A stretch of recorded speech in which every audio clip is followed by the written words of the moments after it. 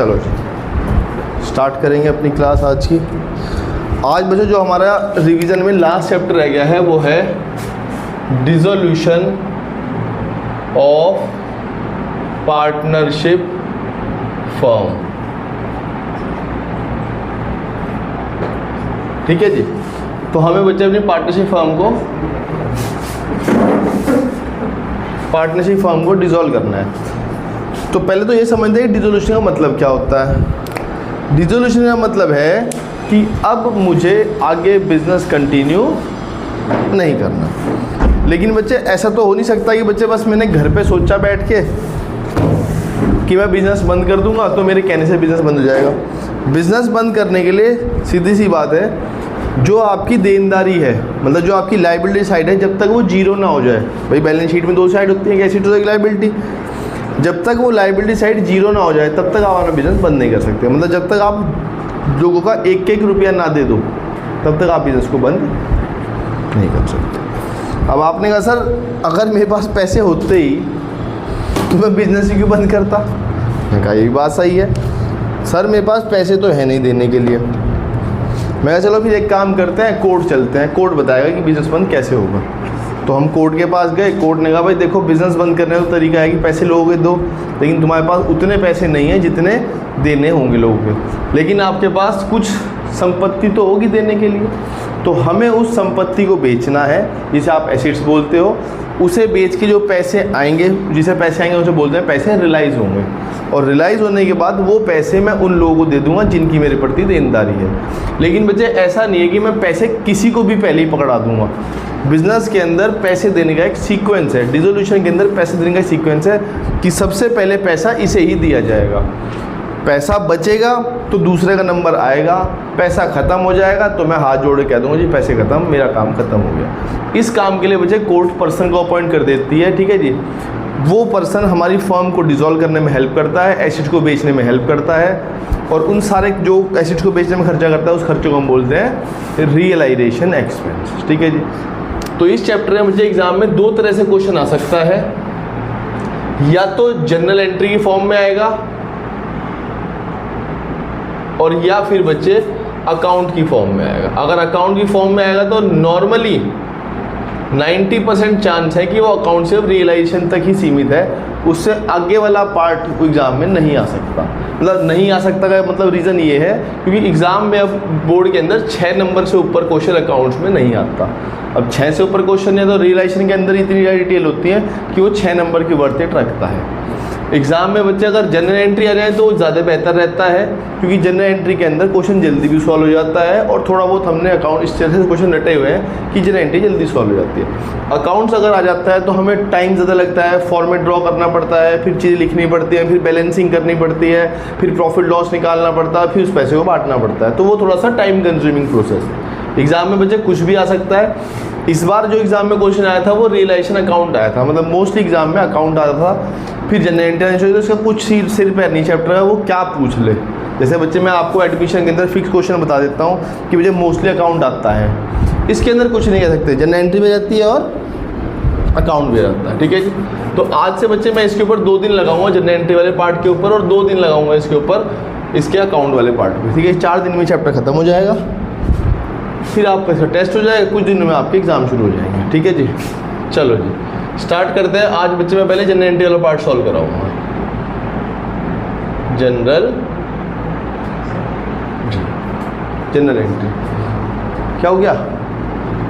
Okay, तो general entry वाले part में हमें क्या सॉल्व करना है देखते हैं। जैसे मैंने बताया कि मुझे अपने एसेट्स को रियलाइज़ कराने पे खर्चा होगा, तो उन्हें हम बोलते हैं रियलाइजेशन एक्सपेंस। ठीक है जी, तो मैं आपको 4 एंट्री बता रहा हूँ, उन 4 एंट्रियों के अंदर आपका ये जनरल एंट्री 80% एंट्री सॉल्व हो जाती है। देखना, सबसे पहली एंट्री होती है रियलाइजेशन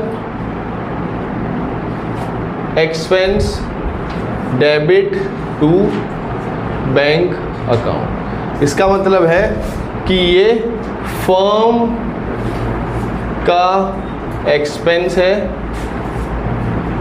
और इसके पैसे फर्म ने दिए हैं। ठीक है जी, ये फर्म का एक्सपेंस है और इसके पैसे भी फर्म ने ही दिए। अगर बच्चे आप मेरे शब्दों पे जाओगे तो इन शब्दों के अंदर से ही एंट्री निकल आती है। मैंने बोला फर्म का एक्सपेंस, जब भी बच्चे एक्सपेंस होता है फर्म के लिए, हम फर्म खर्चे को डेबिट करते हैं तो रियलाइजेशन डेबिट हो जाता है, ठीक है। और मैंने बोला फर्म ने पैसे दिए, फर्म ने पैसे दिए, इसका मतलब पैसा आउट हो रहा है, पैसा जा रहा है, और जब भी पैसा जाता है तो कैश या बैंक क्रेडिट हो जाता है। ये तो बात सबको पता है, ठीक है जी। अगर बच्चे क्वेश्चन में कभी ना बताया कि खर्चा किसका है, एक्सपेंस किसका है और उसकी पेमेंट किसने करी, इट इज़ ऑलवेज कंसिडर कि वो फर्म का एक्सपेंस है और पैसे भी फर्म ने ही पे किए हैं, तो यही एंट्री हमेशा डलती है, ठीक है जी। दूसरी एंट्री है, दूसरी एंट्री में हम क्या सॉल्व करते हैं, खर्चा फर्म का था, पैसे पार्टनर ने दे दिए, तो एंट्री आप बोल सकते हो मेरे शब्द में ही, खर्चा फर्म का था, रियलाइजेशन अकाउंट डेबिट टू क्या, लेकिन पैसे मैंने बोला पैसे फर्म ने नहीं दिए, पैसे पार्टनर ने दिए। अगर फर्म ने दिए तो फर्म तो बैंक लिखती है, पार्टनर ने दिया तो उसका नाम, जो भी उसका नाम होगा, पार्टनर कैपिटल अकाउंट। इसके लिए मैं लिख रहा हूं यहाँ पे फर्म का एक्सपेंस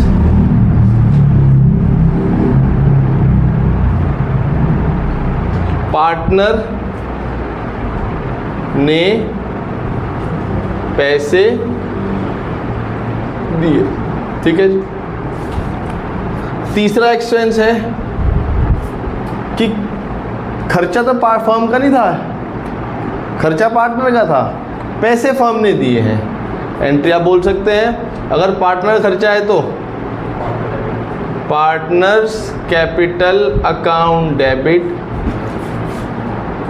पार्टनर का खर्चा, पार्टनर का एक्सपेंस, फर्म ने पैसे दिए, फर्म ने पैसे दिए, फर्म ने पैसे दिए टू बैंक, पार्टनर का खर्चा, पार्टनर डेबिट। तो इन शब्दों में ही एंट्री है। और लास्ट एंट्री है पार्टनर का एक्सपेंस,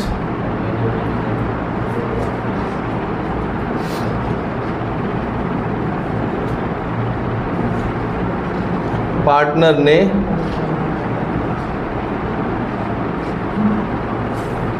दिए।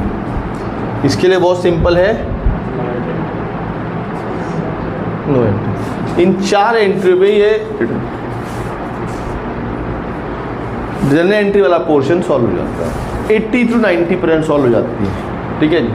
स्टार्ट करते हैं, देखते हैं। इलस्ट्रेशन नंबर बुक में हमारे पास जो दिया हुआ है वो दिया हुआ है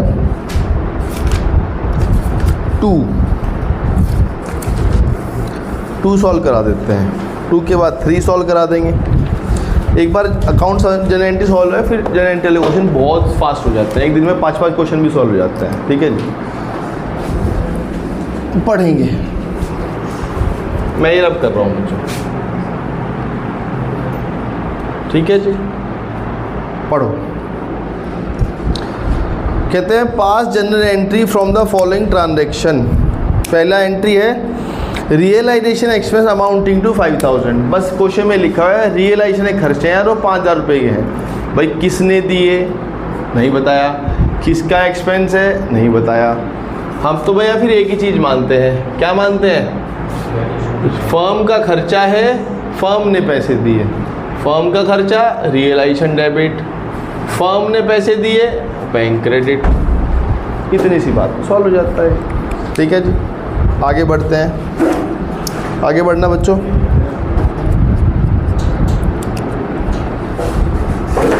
टाइम कुछ बदल गया है क्या ट्यूशन का? मैसेज तो नहीं मैंने किया था कोई 4:30 का, मैसेज किया हुआ है मैंने, है? अच्छा जाम है, ओके। जाम हो रहा है, बहुत बढ़िया। Next, realisation expense amounting to 8000 were paid by the firm. Realisation expense 8,000 के हैं।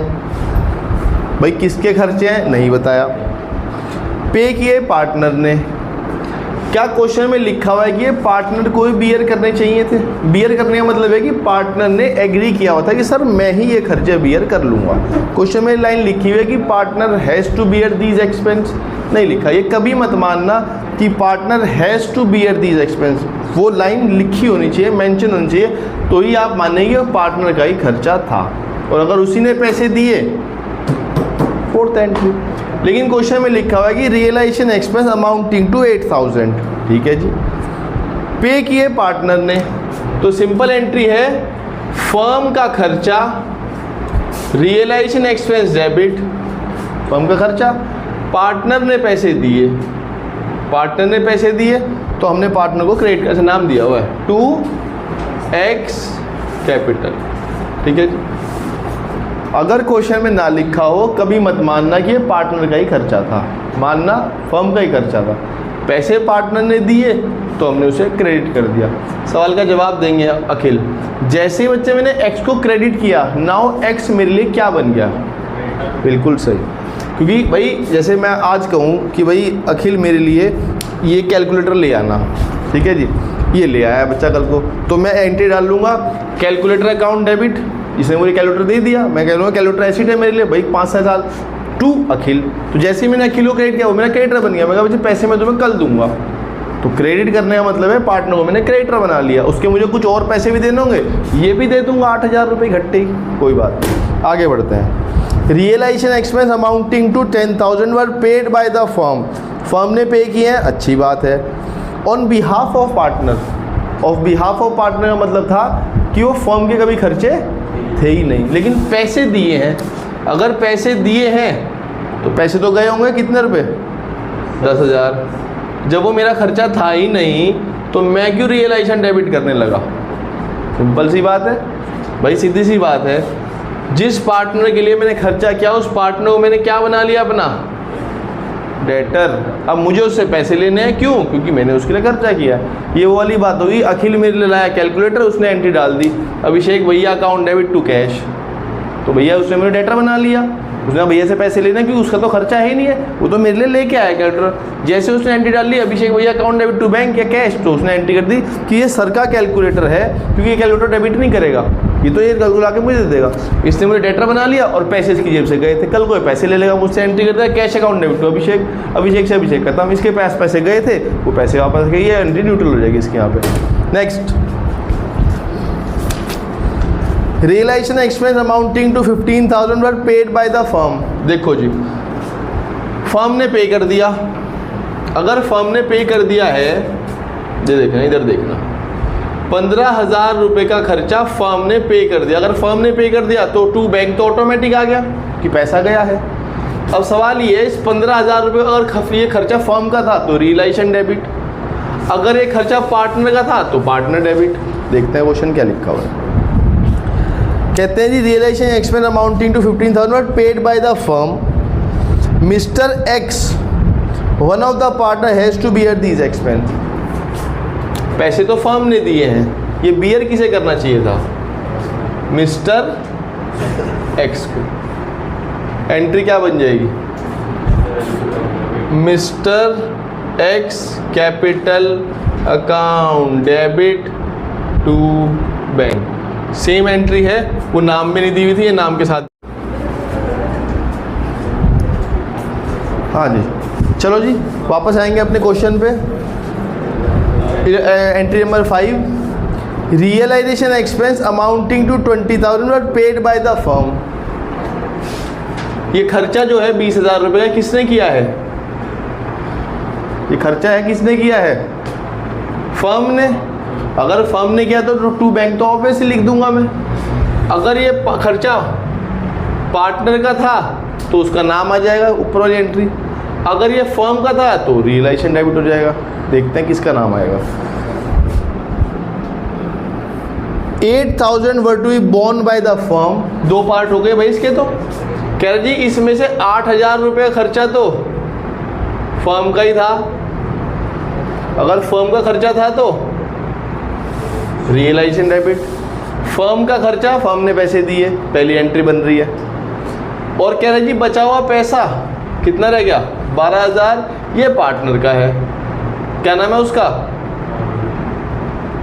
ये तो एंट्री बन गई यहीं से ही।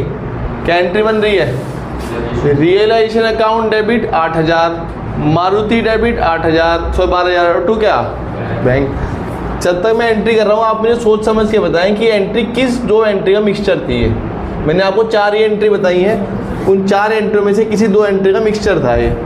रियलाइजेशन डेबिट हो रहा है, मारुति डेबिट होगा, ज़रूर होगा, टू क्या, टू बैंक। कितने रुपए, हमारा खर्चा कितना था, पार्टनर से कितने लेने हैं, एक्चुअल में खर्चा कितना हुआ पैसे बैंक से, 20,000।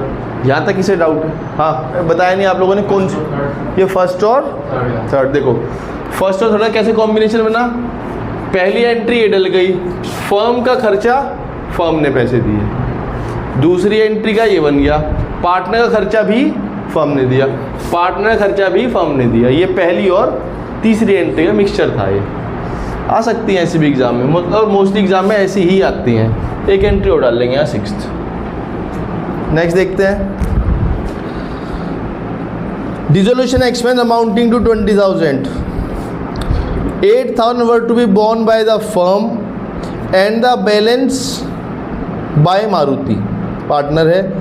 ये खर्चा मारुति ने किया है, लो जी इस बार खर्चा जो हुआ है एंट्री सेम है, बस इतना सा फर्क कर दिया, जो 20,000 रुपये की पेमेंट है, ये पेमेंट किसने करी है, मारुति ने। ये पैसे जो 20,000 रुपये दिए हैं ये पार्टनर ने दिए हैं, इसका नाम मारुति है। इसमें से 8,000 तो फर्म का खर्चा है और 20,000 में से 12,000 रुपये पार्टनर का ही है।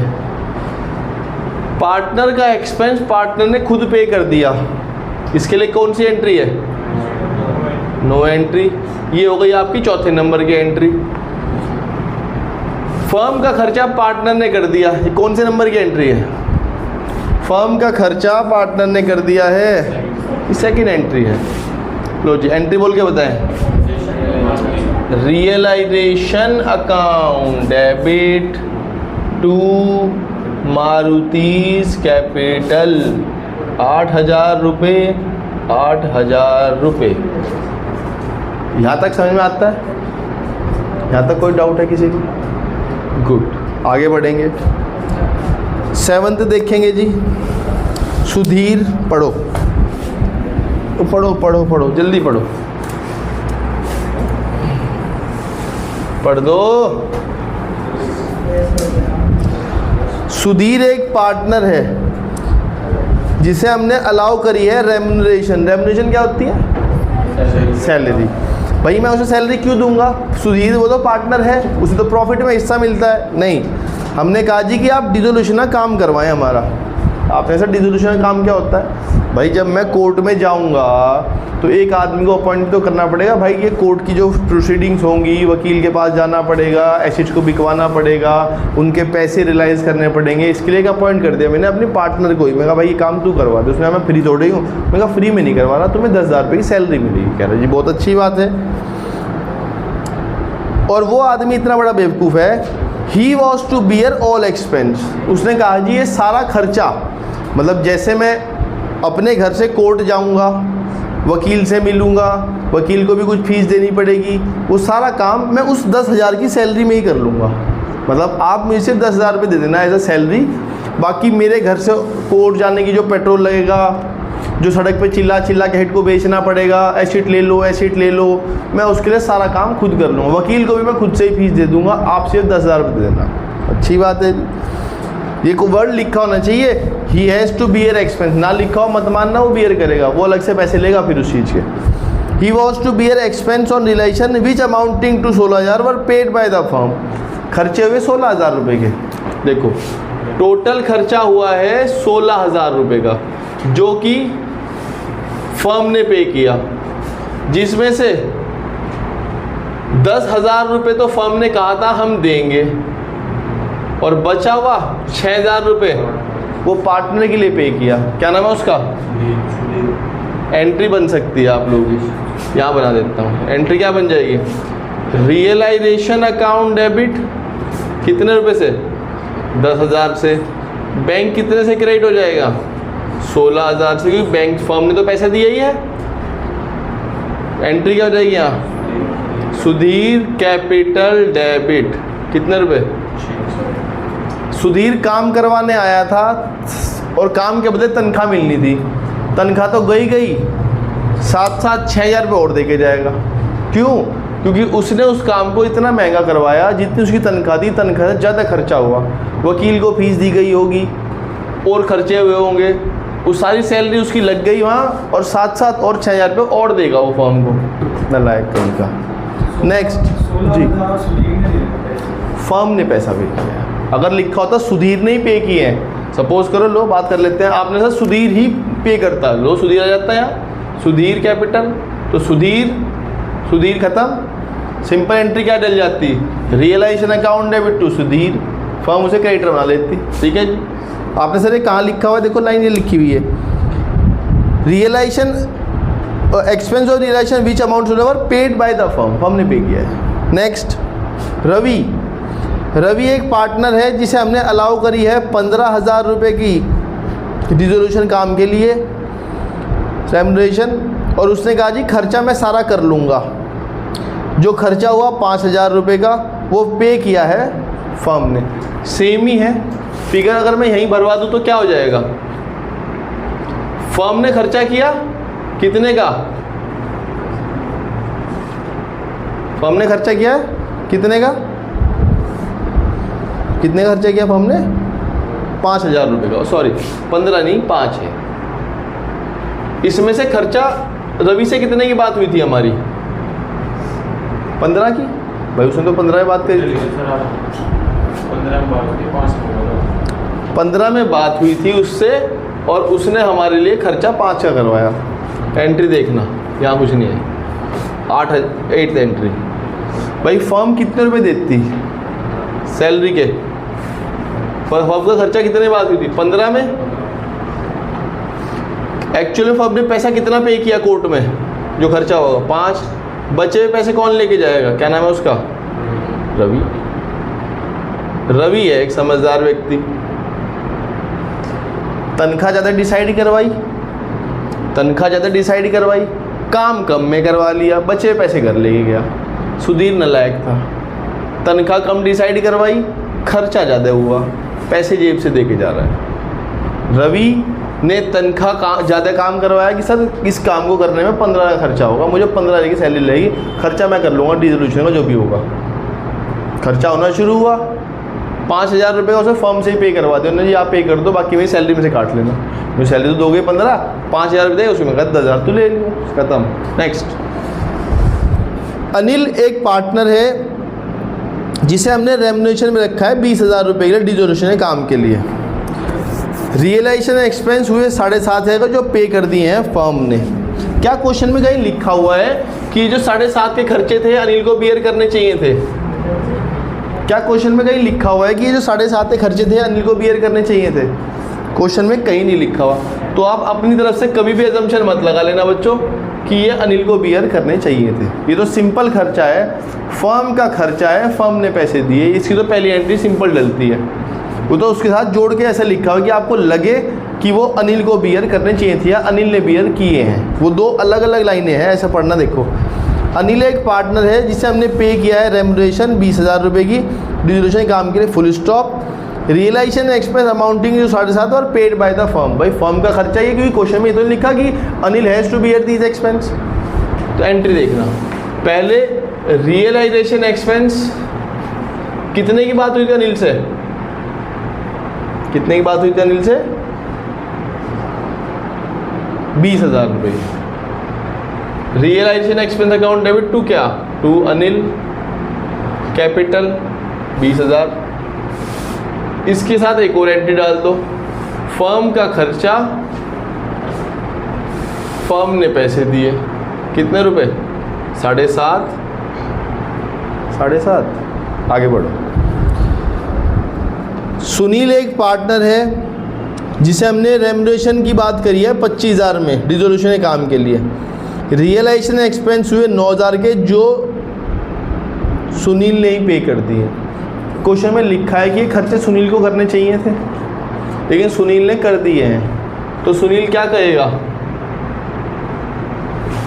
भाई? क्वेश्चन में सुनील अपनी तनख्वाह तो लेगा ही लेगा 25,000 रुपये, साथ साथ जो उसने रिजोल्यूशन में खर्चे कर दिए हैं अलग से 9,000 रुपये के, क्या वो उन्हें डिमांड नहीं करेगा?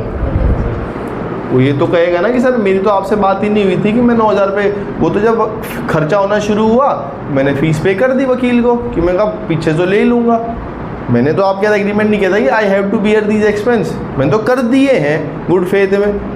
तो लाओ जी मेरी तनख्वाह प्लस, लाओ जी मेरी तनख्वाह प्लस खर्चे के पैसे।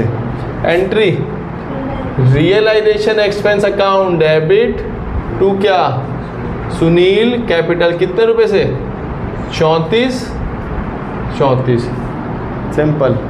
11वीं एंट्री,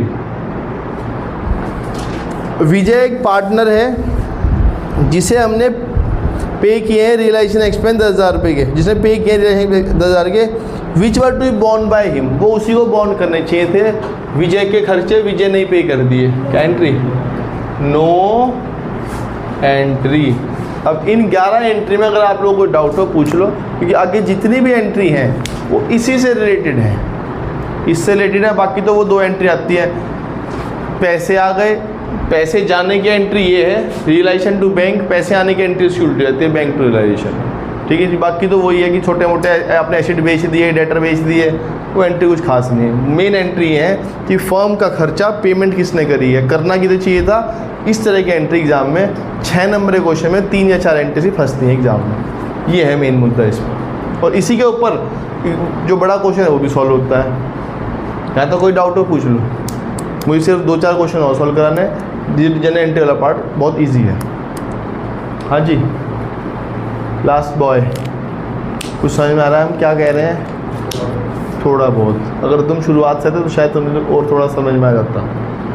नेक्स्ट देखते हैं इलस्ट्रेशन नंबर 3 की। अगर कोई डाउट नहीं है तो पढ़ेंगे। कौन पढ़ रहा है जी? कौन पढ़ेगा? इलस्ट्रेशन नंबर 3, तो 3 हो गया।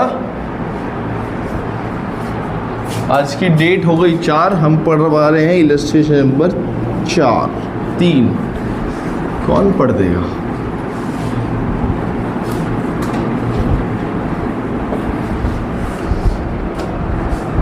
अरे कोई खुद ही पढ़ दो भाई, आप ही पढ़ दो बच्चे।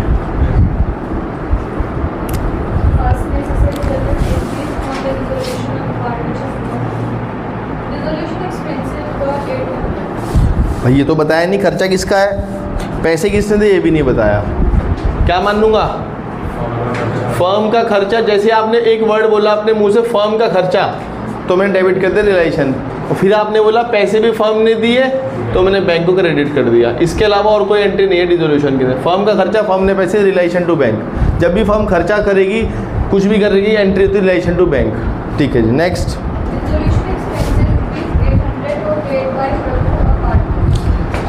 ये तो कहीं लिखा नहीं, तो रघु को बियर करने चाहिए थे, लेकिन रघु ने पैसे दे दिए हैं, तो खर्चा था किसका? ये फर्म का खर्चा था। पैसे किसने दिए? क्या नाम है उसका? प्रभु। ओहो, कितने रुपए? 800। कुछ होशियार बच्चे ऐसे भी हैं, यहाँ फिगर ही नहीं बढ़ते, एंट्री पे लाते हैं और कहते हैं नंबर आ जाएंगे फुल। उनसे सावधान रहें, वो बच्चे सावधान रहे।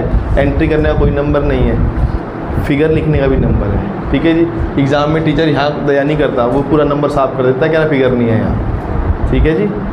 और ये सब समस्या तब दूर होते हैं जब आप ज़्यादा टेस्ट दे के देखते हैं। ऐसी ये कॉमन मिस्टेक नहीं है कोई, ये किसी से इक्का दुक्का एंट्री हो जाती है। आप में से इतने बच्चे बैठे हैं, आप में से एग्ज़ाम में हो भी रखी है और एग्ज़ाम में हो जाती हैं एंट्रियाँ। एग्ज़ाम में एक टेस्ट में एक प्रेशर होता है कि एंट्री कर दी, फिगर भूल गया।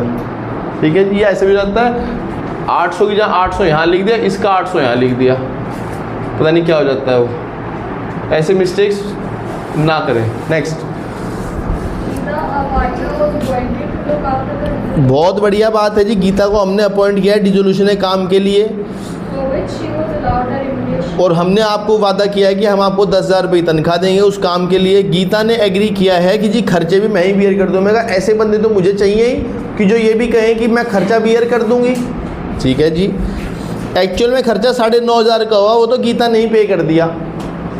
जो भैया गीता ने कहा था मैं खर्चा कर दूंगी और गीता नहीं कर दिया है, उसके लिए मुझे क्यों बताया जा रहा है? 9,500 का खर्चा तो गीता को करना ही था, क्यों डिसोल्यूशन काम उसने हाँ किया था।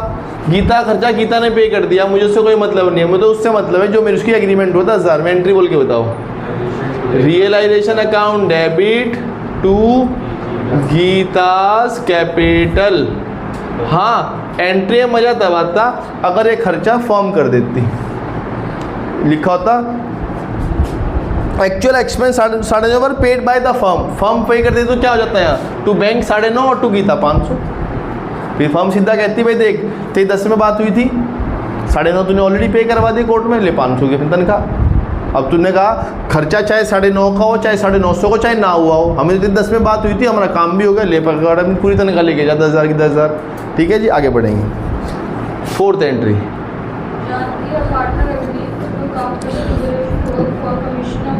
भाई जानकी ने कहा कि मैं कराऊंगी डिसोल्यूशन का काम और मुझे बस आप कमीशन दे देना 5,000 रुपये की। मैंने कहा जरूर मिलेगी। और मैं कहा जो खर्चे होंगे वो कह जी मैं करूँगी। मैंने कहा अच्छी बात है जी, आप ही कर लेना। ऐसे लोग मुझे चाहिए होते हैं डिसोल्यूशन के खर्चे में जो एग्री कर जाए। एक्चुअल में खर्चा हुआ 5500 रुपये का, बहुत बढ़िया बात है। सवाल ये पे किसने किया? वर पेड बाय मोहन। ये मोहन कौन है भाई? कह रहे जी अनदर पार्टनर है जिसने जानकी के कहने में पैसा दे दिया। मतलब ऐसा हुआ होगा जानकी और मोहन गए होंगे खर्चे के लिए, जानकी ने तो कहा हुआ कि जी मैं कराऊंगी खर्चा, डिसोल्यूशन करवाऊंगी।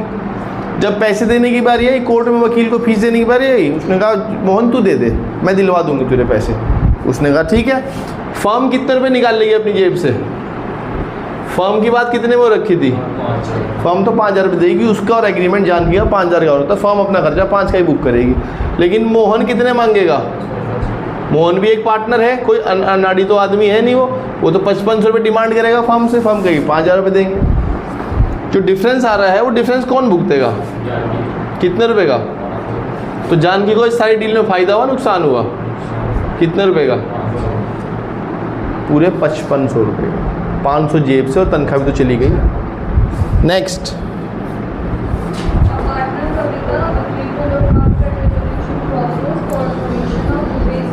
वाह, एक पार्टनर कविता है जिससे हमने एग्री किया है कि भैया आप काम करवाना हमारा डिसोल्यूशन का, 9,000 रुपये हम आपको कमीशन देंगे।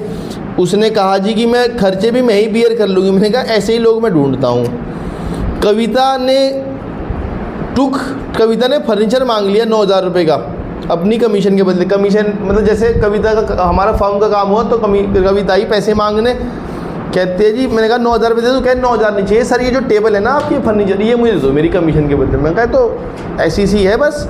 कह जी बस मुझे मेरी कमीशन के बदले यही दे दो और मुझे आपसे कोई पैसा नहीं चाहिए। फर्नीचर ऑलरेडी में ट्रांसफर टू रिलेशन अकाउंट, कह रहा फर्नीचर ऑलरेडी ट्रांसफर रखा है।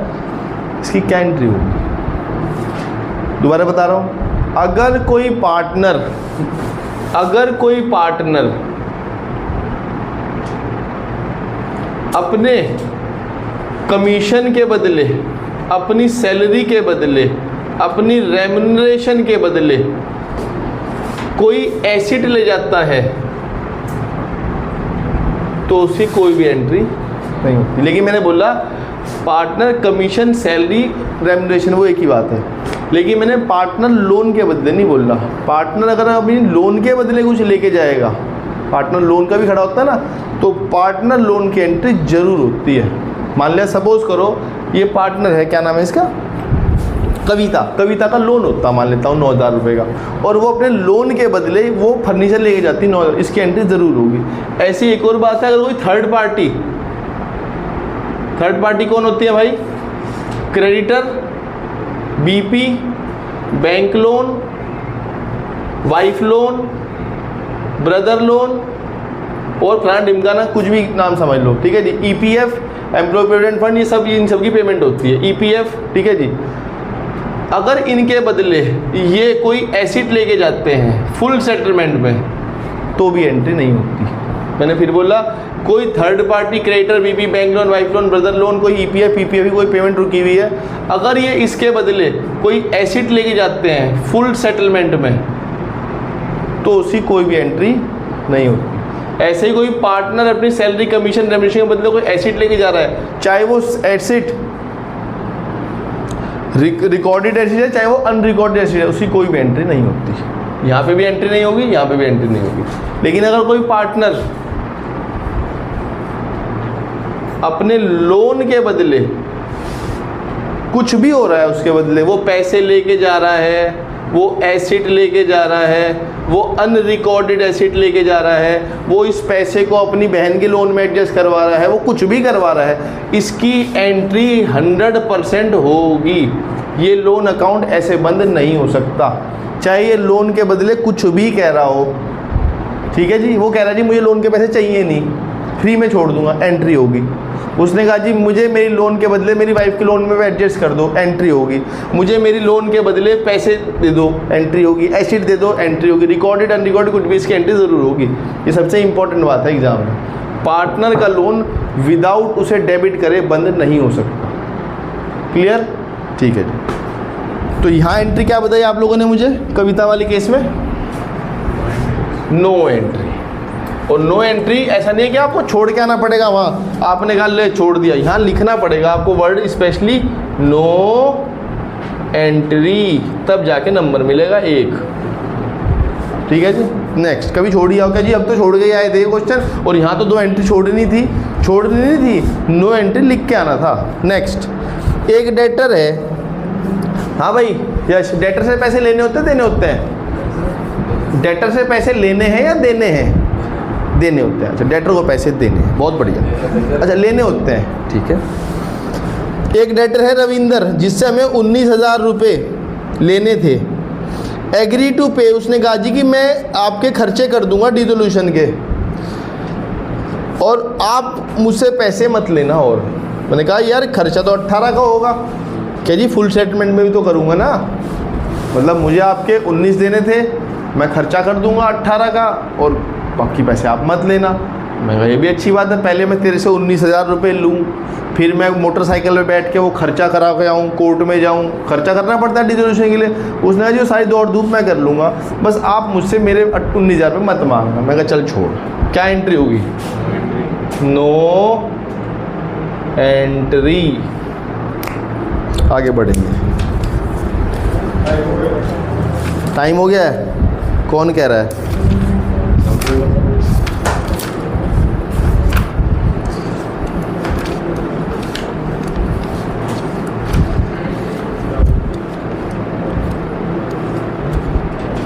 बच्चों कल मैं इलस्ट्रेशन नंबर 25 से लेके 37 तक, कल मैं इलस्ट्रेशन नंबर 25 से लेके 37 तक, कितने होंगे मोटा मोटा? 25 से लेके 37 तक होंगे, ज़्यादा 13 एक इलस्ट्रेशन। 13 इलस्ट्रेशन में कम से कम 6 इलस्ट्रेशन सॉल्व करा दूंगा कल में। मतलब एक इलस्ट्रेशन को सॉल्व कराने में हार्डली लगता है 10 मिनट, और 6 कराने में लगेगा 60 मिनट। इतने टाइम में क्वेश्चन सॉल्व हो जाएंगे। ठीक है जी, इतने ज़्यादा बड़े इलस्ट्रेशन है नहीं, लेकिन इसी पैटर्न पे है। फिर भी अगर आप लोगों को डाउट हो इसके ऊपर बच्चे वीडियो देख लेना, जो मैंने शुरुआत में बताया। और ज़्यादा डिटेल में मन कर रहा हो, एक पहली वीडियो पढ़ी है वो देख लेना, तब भी उसमें मैंने यही सॉल्व करा रखा है इलस्ट्रेशन नंबर 2 और 3। ठीक है जी, जो आज नहीं आए थे मैं आपके लिए बोल रहा हूँ वो सुन नहीं रहा, क्योंकि मैं उसके लिए कुछ बोल रहा हूँ वो सुन नहीं रहा। ठीक है जी, तो भाई इसे देख लेना। इसके ऊपर कल जो क्लास होगी वो पूरी जनरल एंट्री खत्म हो जाएगी। एग्जाम में इसमें से कुछ भी आ सकता है, जनरल एंट्री भी आ जाती है, अकाउंट भी आ जाता है। जनरल एंट्री वाला पार्ट इसका कंपेरेटिवली ईजी है। ठीक है जी, अब हम आप लोगों से कल में, और हाँ कल छुट्टी नहीं है, कल आना है यहाँ।